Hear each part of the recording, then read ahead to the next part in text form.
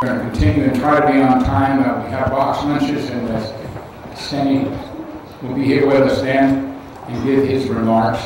Right now, I'd like to tell you that I don't think I could have put this forum together without the assistance of the next gentleman. I asked him if he would do this with me, and he said, of course, anything to pursue this goal that he has and he's working so hard on. And he said, let's do it. And he's been a great help. David Walker, we used to see him around the Hall of Congress when he was the head of GAO. We knew he had a lot of talent, a lot of smarts. He was a good one, fair one, and very understanding with a very good intelligence. He converted that over to the presidency of CEO of Peter and Peterson Foundation. It's Peter G. Peterson Foundation, and he's the CEO. They have significant assets contributed by Mr. Peterson, who many of us know, to be used for causes like the one we're talking about here. And he does it with great astuteness, and is beginning to make a dent on the minds of the people of the United States about the seriousness of this problem. Thank you for helping, and thanks for speaking to us today. According to yours.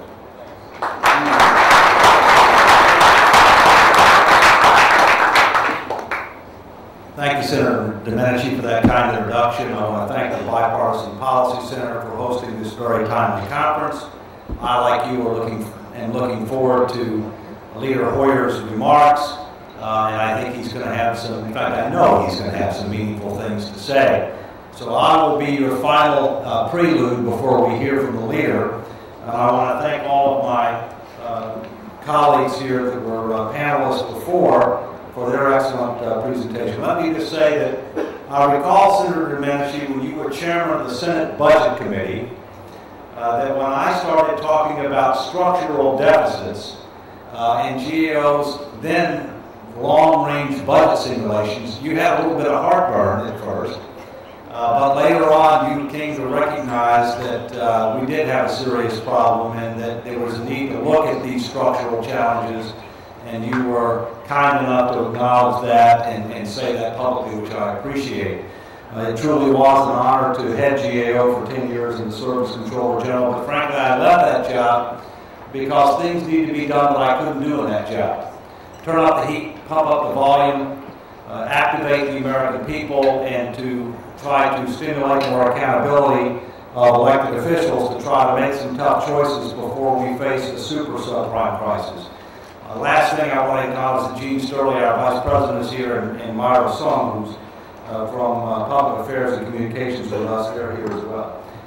I want to talk to you about the structural problem, not the short-term problem, not the long-range problem. The long range is here. We used to talk about the short term and the long range. Forget about the long range. We have a short-term challenge because of the global recession, because of the challenges associated with financial institutions, housing, the ripple effects, and we have a structural challenge that existed before the current recession, before these non-business cycle challenges, but now it's worse. And now we're having difficulty in this country transitioning from billions to trillions. Just like back in the 1930s, there was a difficulty in transitioning from millions to billions. And what we have to recognize is a few $100 billion is real money. Just like a few $100 million back in the 30s was real money. So let's talk about some of the key statistics. There are several structural issues. First is the composition of the federal budget. In the last 40 years, the composition of the federal budget has changed dramatically. It's gone from being dominated by defense, 46% in 1968, down to 21% in 2008, and that also includes Iraq and Afghanistan. There has been a significant increase in a commitment to social insurance programs, in particular Medicare and Medicaid, because as you know, those programs were enacted into law in 1965, so they didn't represent a large part of the budget, only 4%, in 1968, but they were 20% in 2008. And back in 1968, we were paying 6% of the federal budget for interest on the debt, paying for past excess consumption. You get nothing for that. It was 8% last year, but as been noted by the prior panelists, we are adding debt at record rates. Interest rates are at historic lows, in large part because we are viewed as a safe haven at the present time. That will not last, especially based upon the trends that we've seen and that we've heard from my colleagues earlier. Another aspect of the structural challenge is how much of the federal budget is pre-committed. In 1968, when Congress came to town, they got to decide how 2/3 of the budget would be allocated. That was down to less than 40% last year. Stated differently, 61% of the budget last year was on autopilot. And this is just on the direct spending. And by the way, much of that autopilot spending was growing not only faster than inflation, but when the economy was growing, it was growing faster than the economy. And so therefore, you have a significant majority of federal spending on autopilot, putting the squeeze on that part of the budget that's not, if you're trying to keep taxes at a reasonably low level. Now, guess what you may not realize, if you look at the expressed and enumerated goals that the Founding Fathers envisioned for the federal government under the Constitution of the United States, every single one of them is in that 39% of the budget that's getting squeezed. Every single one. Defense, foreign policy, federal judicial system, treasury functions, postal, etc., Congress of the United States, executive office of the president. That's not what the founders intended. Now, that doesn't mean that the parts of the budget that are on autopilot are not worthwhile and are not important. It just means that we have a structural challenge that we've got to come to grips with. And by the way, this does not count revenues. We don't just have a problem on the spending side. We spend over $1 trillion a year in tax preferences, deductions, exemptions, exclusions, credits that aren't in the financial statements, that aren't part of the budget process explicitly, that are not part of the appropriations process, and that are also growing on autopilot, and they need to be on the radar screen, and they need to be subject to the same type of review and re-examination as direct spending because they represent indirect spending. Now, these represent the three largest programs that are deemed to be entitlement programs: Medicare, Medicaid, and Social Security. The green line represents revenues at historical levels, so about 18.4% of GDP over the last 40 years. We're less than 17 now because of the recession. The all-time high, to my knowledge, is about 20.9%. That was in year 2000 when we had a real surplus, and the only year in the last 40 years that we had a real surplus. By real surplus, I mean that we had a surplus excluding the Social Security surplus, because we spend that every year, and we've been doing that for a number of years while it lasts. And as we're going to find out next week, it's not going to last as long as we had thought in the past. And so what you see here is if you ignore interest, notice interest isn't here, which is also mandatory spending, because if you don't pay interest, you default. And so therefore, from a practical standpoint, that's mandatory spending. But if you just look at these three programs alone, they're going to consume an increasing percentage of the federal budget in the future, and they are on autopilot. Now, as was mentioned earlier, healthcare costs, they are a major part of our challenge. This represents the projected growth in healthcare costs per capita, per person, based on constant dollars. So adjusted for inflation. That trend's pretty shocking. And one of the reasons being is because in the last 40 years, healthcare costs have grown on average 2.6% faster than the economy, which is obviously faster than inflation.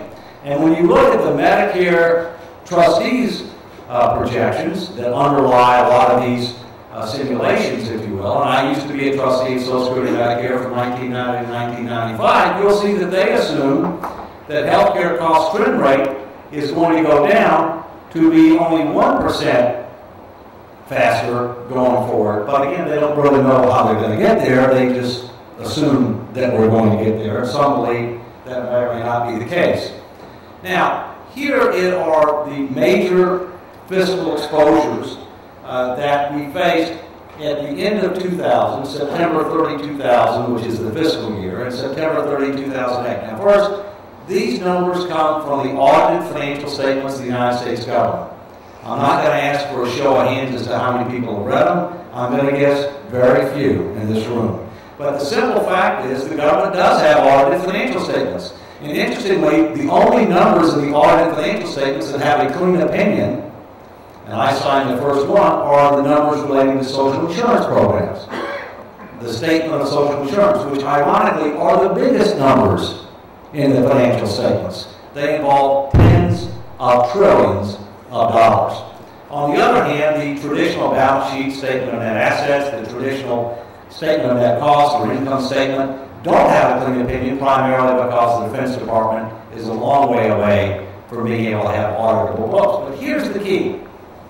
If you look at the total explicit liabilities, debt held by the public, military, civilian pensions, retiree health care, and others, we went from $6.9 trillion to $12.2 trillion in 8 years.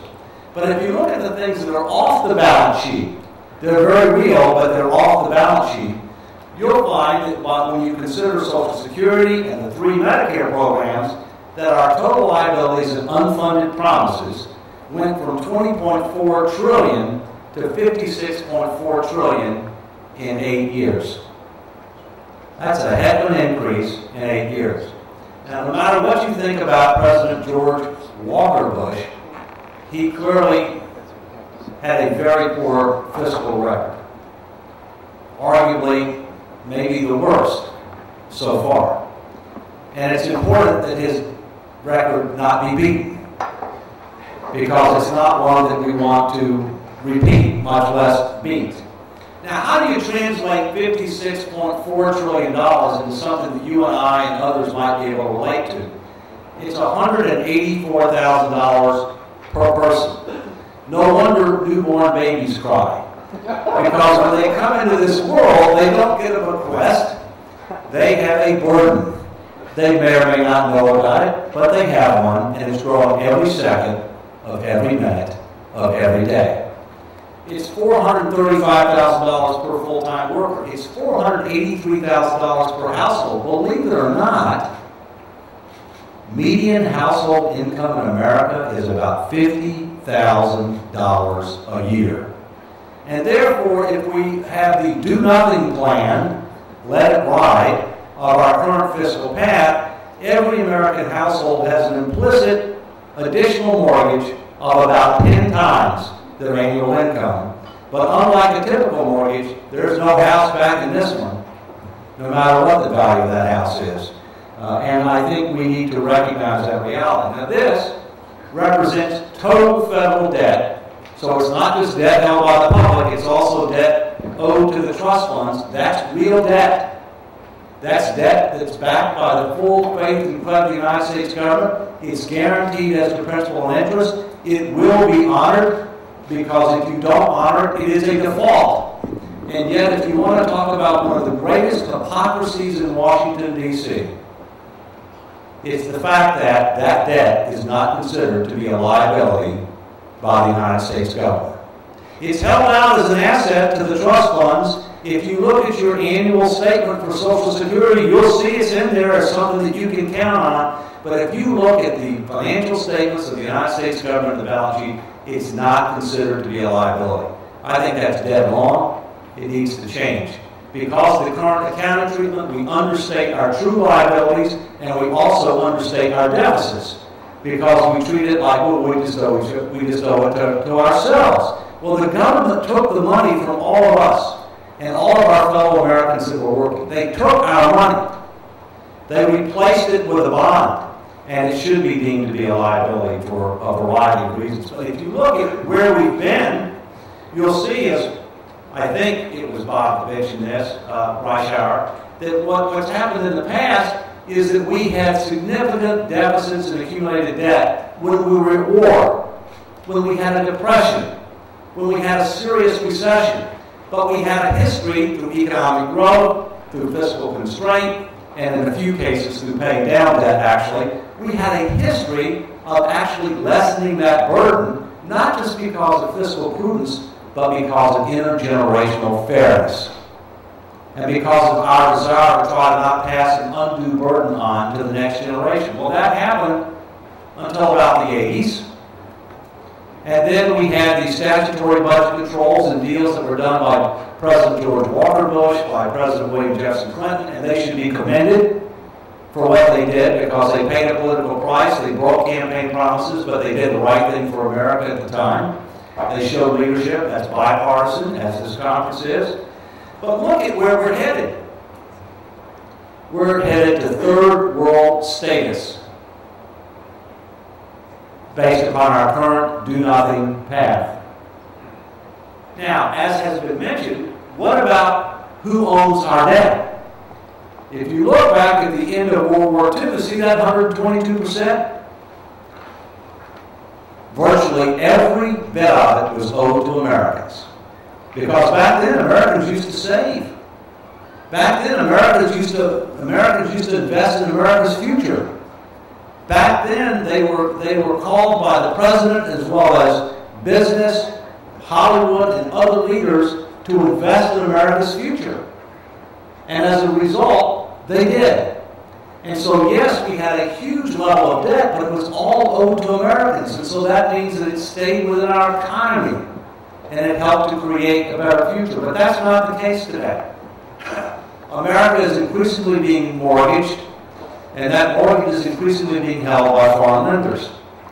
We're lucky in the short term that China, Japan, OPEC nations are willing to lend us their excess savings at relatively low interest rates, but we cannot count on them being willing to continue to do so forever. It is fundamentally imprudent from an economic, a foreign policy, a national security, and a domestic tranquility perspective to rely upon foreign lenders to the extent that we have. Excuse me. We've gone from 19% of our publicly held debt being held by foreign lenders in 1990 to 49% at the latest numbers, and rising. Thank you very much. And rising. But it's not just a matter of fiscal policy. How about monetary policy, which is the Federal Reserve? The line shows trillions of dollars in assets on the Federal Reserve's balance sheet from April 2007 until April 2009. Notice how it was fairly flat for a long time. Well, you see a little bit of a change in September of 2008. And why? Because the Fed has been acting in unprecedented manners in a way to try to intervene with regard to Fannie Mae, Freddie Mac, financial institutions, and others as a supplement to fiscal policy actions, and in some cases as a substitute for fiscal policy actions because there was a belief that Congress may not provide additional funding. Well, that's good news and bad news. And the good news, it may help us to avoid a depression. It may help us to be able to avoid deflation. The bad news is that we don't just have to do a hard turn. And by the way, I would not call it a pivot. I'd call it a very hard turn. We have to do a very hard turn on fiscal policy at some point in time in the future. We're going to have to do a very hard turn on monetary policy too, because basically what we have is both fiscal policy and monetary policy may be helping us in the short term to avoid a much worse situation, but they are stoking inflation and they are increasing the risk that we face going down the road. Now, there are four common denominators, at least, between the factors that cause the mortgage-related subprime crisis and the federal government's own deteriorating finances. First, there's a disconnect between those who benefit from current policies and practices and those who pay the price. In the mortgage-related subprime, the people who generated the mortgages and who sold the mortgages and earned the fees weren't the ones that held the mortgages and had to suffer the losses. Today, taxpayers benefit from low-tax, high-spend policies. Tomorrow's taxpayers will get the bill.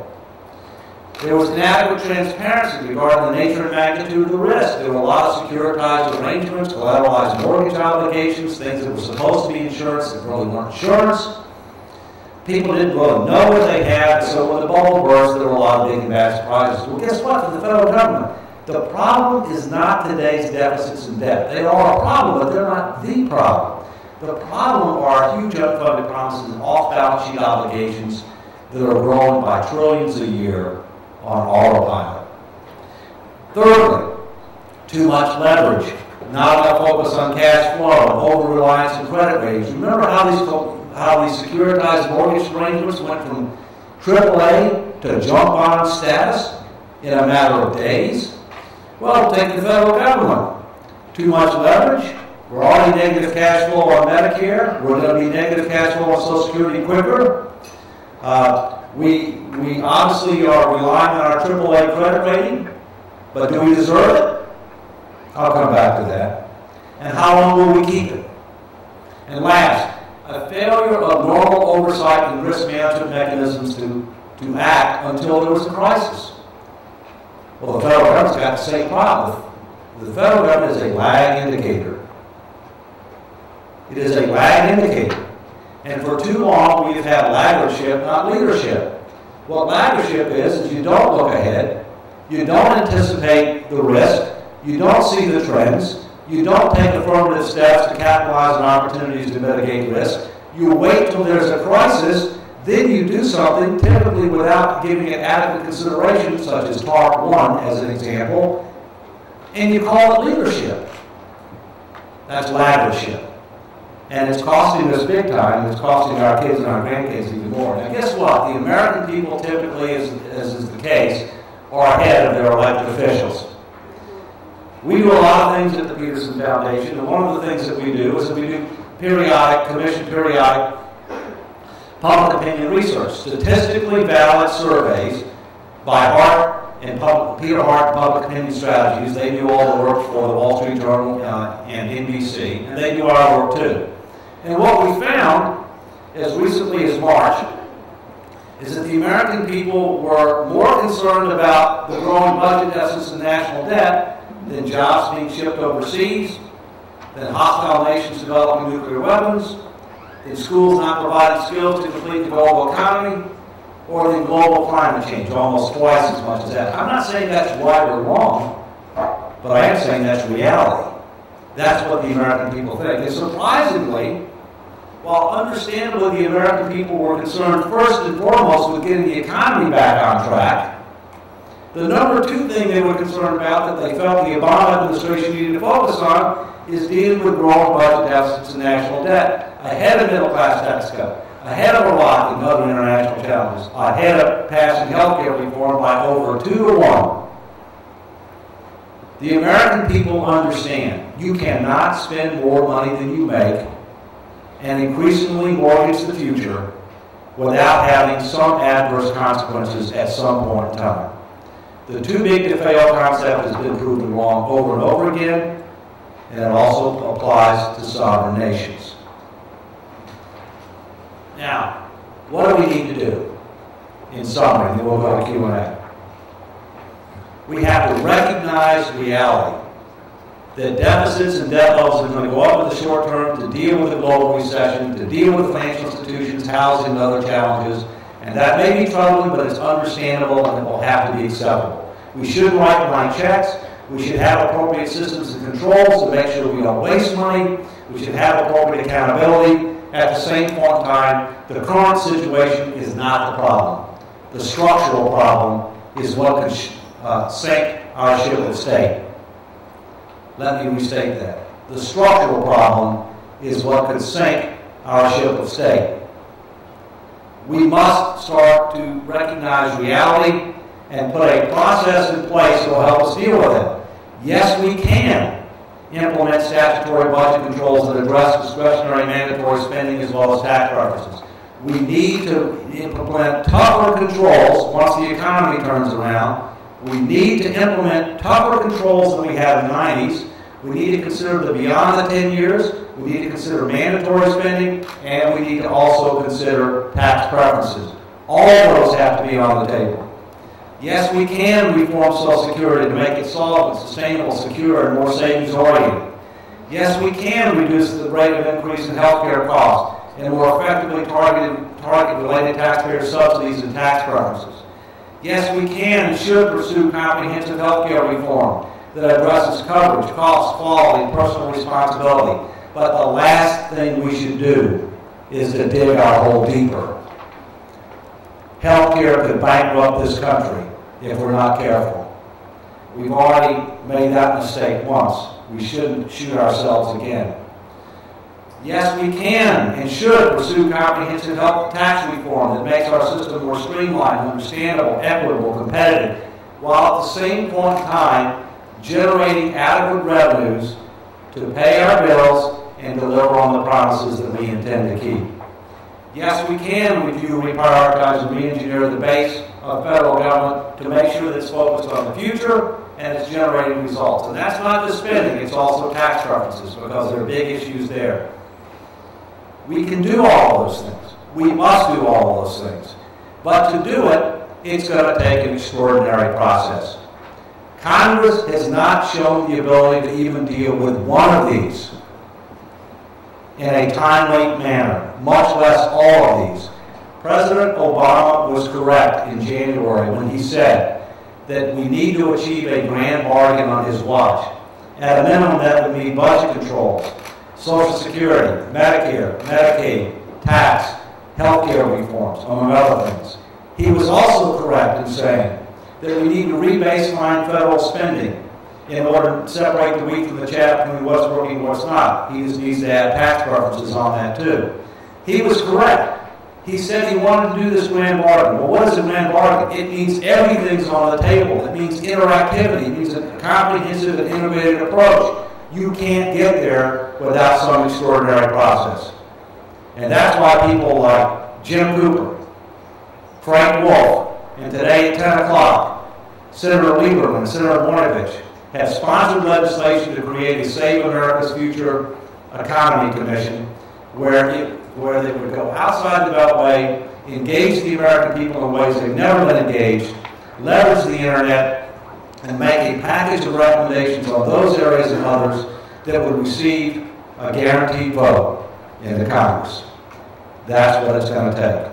And I totally agree with the comments that were made by one or more of the prior speakers saying we need to act to create that type of process sooner rather than later, while recognizing that a lot of the changes will be implemented gradually over time.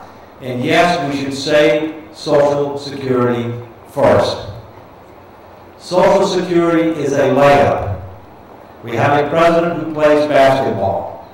You can miss a layup, but it's got pretty high odds of hitting it. Comprehensive health care reform is a three-point play from underneath the opponent's basket. We may have to dribble a little bit. We may have to take a few shots, and we're not going to get it done in one fell swoop. Yes, we need to do it, but we need to do it right. And we need to make sure that it helps us rather than harms us on the long term. So yes, we need a new extraordinary process like a SAFE commission or something like that in order to make this happen. And as I've already demonstrated, the American people are already ahead of their elected officials. It's time that their elected officials caught up. In closing, this is not about a bunch of numbers. You know, I'm a certified public accountant. I can rattle off the numbers as well as anybody. This is why I'm in this fight. These are my 3 grandkids. Their future is being mortgaged. What is going on here is not just fiscally irresponsible, it is morally reprehensible. Since the beginning of this republic, we have had a long-standing tradition to leave this country better off and better positioned for the future. We have had a long-standing tradition that every generation should have a better life and more opportunity than the last. Ladies and gentlemen, that is at risk. that is at serious risk. And so we need to not just do the right thing because of the fiscal implications. We need to do the right thing because of the moral implications. We need to move to leadership rather than laggardership. We need a bipartisan approach. We need to save our future. Save our future. Let's recall in closing the words of George Washington, who I live on property he used to own. We should avoid ungenerously throwing upon posterity the burden that we ourselves ought to bear. He said that in the 1700s. It applied then, it applies now. It's time for leadership. It's time for action. Plan A for our foundation is to help save the Republic. Not save the world. Not save humanity. Just save the Republic. But there is a plan B, at least for me. It's called Vancouver, British Columbia, because New Zealand is too far. But with that, I'm looking forward to Leader Hoyer's remarks, but I'm more than happy to take questions at the present point in time. I think we do have some time. Thank you very much for your time.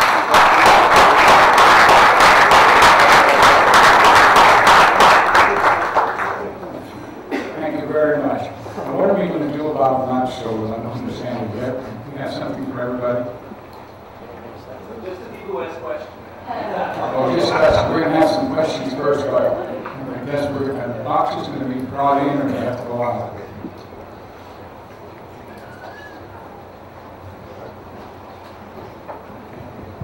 Okay, after the Q&A we'll break and you can get your lunches and eat them wherever it's best for you. Let me again thank Dave Walker not only for what he did here today, but how he is using the foundation that he's the CEO of to try to do something that is desperately needed for our country.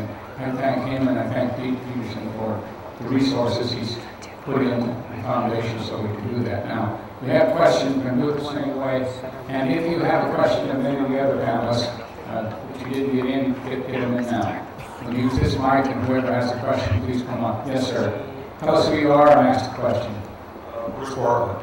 Whenever I come to these kinds of meetings, and the question of what is the solution comes up, they always seem to evolve into sort of process reform kinds of things.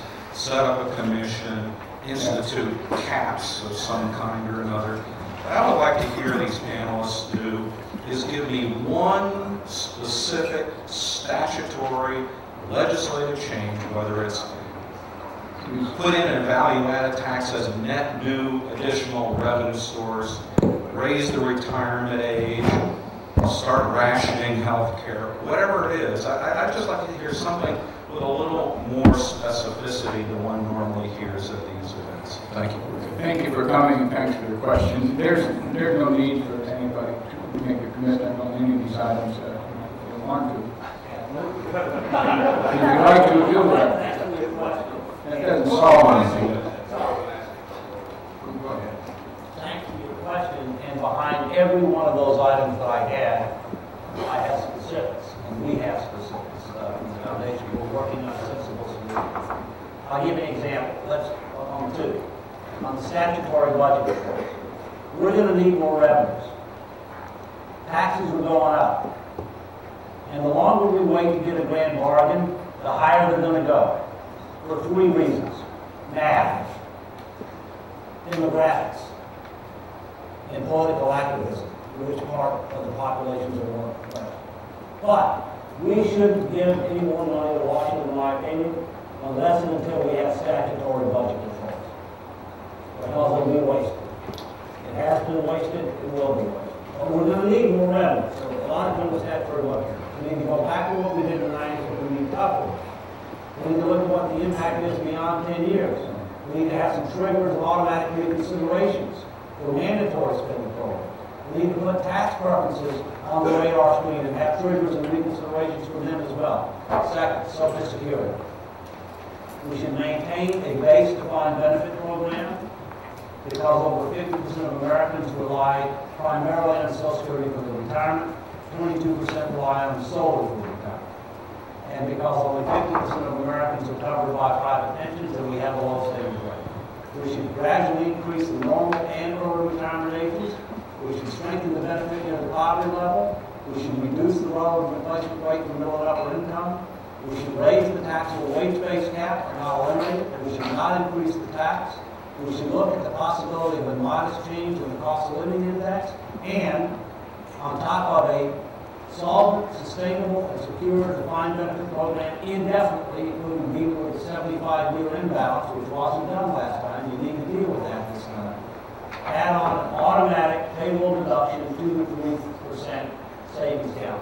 Add on not a carve-out that goes into a real trust fund, real investments, will ensure responsibility and liability for people who are in jail if you end up touching the money. Last thing, I agree that we ought to consider some type of consumption-based tax earmarked to health care.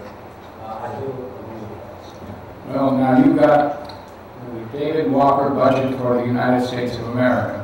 And thank you for asking the question, so we have that out there. Many of the things he said are on the table, have been discussed by politicians. The real reason processes are discussed, and they should be, is because everybody knows where it is, excepting I don't think we know exactly what it is in Medicare.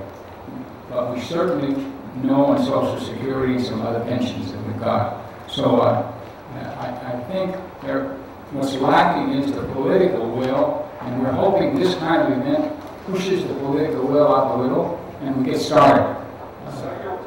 Senator, Well, we're going to go on in just a minute. only somewhat facetiously, I want to suggest 2 things. Number 1, pass a law that makes every elected official fill out their own income tax form. Number 1. Number 2, change the term of office for a House of Representative member from 2 years, maybe to 4, maybe to 6 years. And I say that somewhat facetiously, but I also think one of the reasons that Senator Domenici was never successful, and I know there's a difference of opinion up here about doing things like biannual budgeting, is that simply we could never get that kind of biannual budget through the House of Representatives, but maybe if they had a 4-year term, we might be able to get a little bit more. I think you have to look at the institution, not just the issues that David has laid out here. Thank you. Yes, Bruce, I don't think the problem is really coming up with good ideas. I think, we could sit in this room and say, you can't walk out of this room until you come up with ideas that will save X dollars, and we wouldn't have that hard a time doing it. I mean, just to throw something out, many of the changes we consider are rather radical changes, and while I think we should entertain them and we should move to them, there's some small dial adjustments that could be made in the short run, like having reductions in the automatic indexation of the tax system and the entitlement system in a balanced way, that until the deficit got down below a certain level, that would be in effect. I see the problem as, in a way, much more challenging, and that is really the nature of our system of governance. It turns out that democracies, fully articulated representative democracies, are not very good systems for extracting sacrifice from constituents. And that's the real dilemma we have here. And it's particularly hard when the democracy is geographically based. So many of the problems, so many of the solutions impact very differently across geography.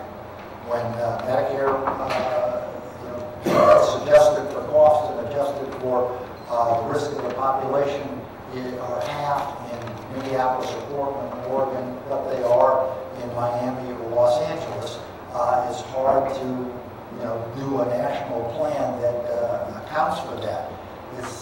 Democracy also isn't very good when there is no party discipline. That people are very loosely attached to things that they call parties, and there is no accountability as a result. So we tend to be very myopic. Every member of Congress is maximizing on a 2 or 4 year time horizon, and expect a group like that to sit down and come up with major reductions in benefits affecting their constituents or requirements that many of their constituents pay more, I think is relatively unreasonable. And we have to think of, how we can deal with the fundamental challenge posed by the political system we have right now. Let me try, since we are trying to answer you, Bruce, I sort of said we didn't have to, but then everybody started answering you, so I'll give you my take. Believe it or not, I've only been out of the Senate for 4 months, and I started reading and studying these issues before I left the Senate, and we didn't get a chance to do anything about it. But I came to the conclusion, even after serving 36 years in the Senate, first, that I still really love this country. I have a feeling for the country, a passion for the country. If my kids were to say something, what's one thing about your dad, they would all sign something that says he is inordinately patriotic, and just crazy patriotic. Well, when I see these facts about our fiscal condition, first, I really understand them. And secondly, I absolutely know that we're not going to get a cure to this one by just having an having the economics come back right and having 2 years, 3 years of growth, and it's going to be all right. This one tells the tale about whether we're going to have the kind of country we have had or not. It is that big. You can't shove it under the table again. So having come to that conclusion, if I were still there, I would not treat the issues like ordinary issues. The issues of a budget, of putting some commission out there that would decide in a year. I wouldn't push under the table an idea of putting somebody together to reform Social Security and bring it to anything that would begin to solve the problem. I would be for. And I will tell you there are members of Congress without any insinuation that when you tell them about this problem, they say something like, well, we had this before. We had one when Ronald Reagan was in office. We'll come out of it, everything will be okay. So if that's the attitude, we will do what we've done before. It'll be okay. We got out of recession, we're growing again. But I believe something's different this time. I believe the fact we're doing this kind of shows that there's really some concern, and people are going to go all out to get it solved. Having said that, I wasn't even asked a question, and I talked too much, so are there any more questions? All right. Thank you, panel. He's going to share one more thing, and then we're going to adjourn. I just want to bring 4 publications to your attention. One is the Citizen's Guide to the State of the Union's Finances, which is on our website, pgpf.org. The other one's the update of the film, Iowa USA, which you can also see on the website. The other is the document that Fred Bergson, head of the Peterson Institute of International Economics, referred to, which deals with the international dimensions of the challenge and talks about some of the numbers, which is available through the Peterson Institute. And last, Saving America's Future, you can't say it much better than that, which comes from the Center for the Study of the Presidency, their report, the first version of installment of their reports dealing with the strategic challenges facing the United States. Thank you to all of you, and we look forward to hearing from Leader Hoyer here shortly.